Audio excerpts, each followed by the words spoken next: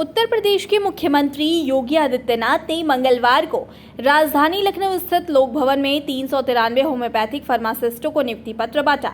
इस दौरान आयुष मंत्री दयाशंकर मिश्र, दयालु, मुख्य सचिव दुर्गा शंकर मिश्र समेत कई अन्य लोग मौजूद रहे।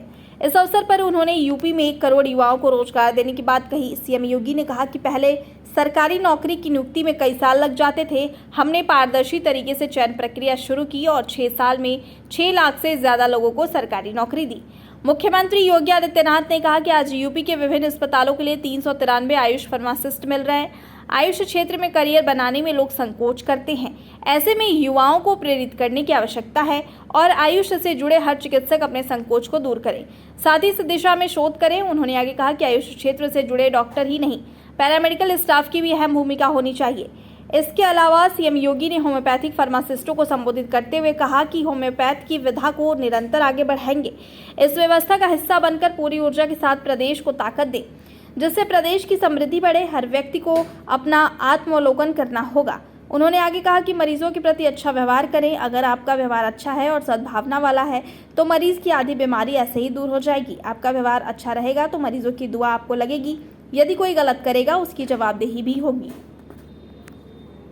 सामान्य नॉलेज के लिए भले ही व्यक्ति जानकारी रखता होगा, लेकिन उसमें बहुत चाहे उसके में कैरियर बनाने के लिए लोग अभी भी संकोच करते हैं।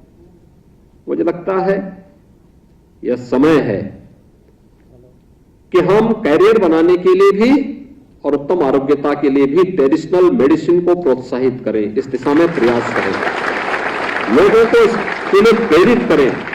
बहुत बड़ी उपलब्धि आपकी होगी। लोगों को इसके माध्यम से उत्तम आरोग्यता प्राप्त होने में मदद मिलेगी और यह हमारा दायित्व बनता है कि इसकी शुरुआत अपने नागरिक कर्तव्यों से प्रारंभ होती है।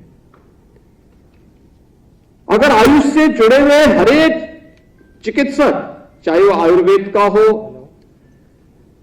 यूनानी या सिद्धा से जुड़ा हुआ हो, होम्योपैथ का हो,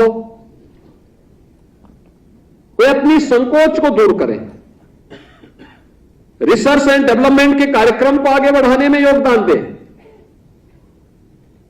तमाम अन्य कार्यक्रमों के साथ जुड़े जो उसको एक पहचान दे सकती हो। इस विधा के प्रति हम अपने स्तर पर भी योगदान दे सकें और ये केवल चिकित्सक ही नहीं बल्कि इस विधा से जुड़े हुए जो पैरामेडिकल स्टाफ है, जो पैरामेडिक्स है, उसकी भी एक बड़ी जिम्मेदारी बनती है।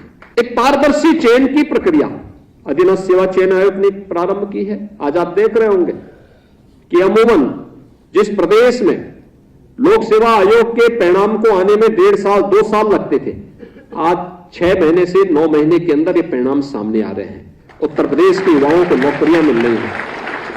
अधीनस्थ सेवा चयन आयोग लगातार इस दिशा में कार्य कर रही है। शिक्षकों के चयन की पूरी प्रक्रिया को भी उसी पारदर्शिता के साथ आगे बढ़ाने का कार्य हुआ है और इसी का परिणाम है कि विगत 6 वर्ष के अंदर लगभग 6 लाख यूपी के नौजवानों को हम लोगों ने प्रदेश के अंदर नौकरी, सरकारी नौकरी देने में सफलता प्राप्त की है। यानी ये 6 लाख सरकारी नियुक्ति इससे पहले कभी नहीं मिली और पूरी पारदर्शी तरीके से। फिर कहीं ना कहीं वंचित थे सरकारी नौकरी से। आज ये 6 लाख नौजवान अगर मिल करके व्यवस्था का एक पार्ट बन करके पूरी ताकत के साथ, पूरी ऊर्जा के साथ, व्यवस्था के साथ जुड़ करके अपना योगदान देना प्रारंभ कर देंगे तो उत्तर प्रदेश से कौन ताकत है जो उत्तर प्रदेश को फिर भी मारू रखेगी, जिसमें आप जैसे नवचयनित अभ्यर्थी आज होम्योपैथ फार्मासिस्ट के रूप में अपनी अपनी सेवाएं प्रदेश भर के अलग अलग होम्योपैथ हॉस्पिटल्स में उपलब्ध करवाएंगे। आपका व्यवहार, याद रखना, आपका व्यवहार मरीज की आधी से अधिक समस्या का समाधान कर सकता है। अगर आपका व्यवहार अच्छा है, आपका व्यवहार सद्भावनापूर्ण और सहानुभूतिपूर्ण है, तो मरीज आधी बीमारी तो उससे ही दूर कर लेता है। याद करना, बीमारी केवल शारीरिक नहीं होती है, मानसिक भी होती है। तो मानसिक बीमारी का उपचार आपका व्यवहार है। आपका अच्छा व्यवहार होगा, मरीज की आधी बीमारी दूर। बाकी जैसे वो दवा लेना शुरू करेगा, बाकी तो जब उसको विश्वास हो गया कि डॉक्टर मजबूती के साथ, पूरे आत्मविश्वास के साथ मुझे दवा दे रहा है, तो वह दवा उस पर प्रभाव भी दिखाएगी, और दवा उस पर प्रभाव दिखाएगी तो उसकी दुआ भी आपको लगेगी। इसलिए हम इस बात को जरूर ध्यान में रखें कि हमारा व्यवहार मरीज के साथ, मरीज के परिजन के साथ बहुत ही सद्भावपूर्ण और सद्भावनापूर्ण होना चाहिए, सहानुभूतिपूर्ण होना चाहिए। एक बीमार व्यक्ति झल्लाहट में आ सकता है, आता है, उसकी अपनी समस्याएं हैं, शारीरिक व्याधि भी है तो मानसिक तनाव भी है, पारिवारिक झंझटें भी होंगे और भी तमाम विवाद होंगे।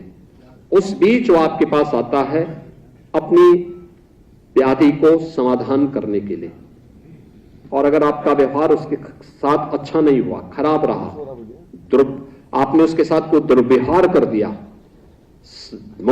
उसके साथ कोई गलत तरीके से व्यवहार कर दिया, वो कभी आपको माफ नहीं करता है। कोई उसकी दुआ आप पे नहीं बल्कि बद दुआ देगा। इसलिए बद दुआ से बचिए, हमेशा अच्छी दुआ लेने का प्रयास करिए, और वो आपका व्यवहार उस प्रकार का एक माध्यम बन सकता है।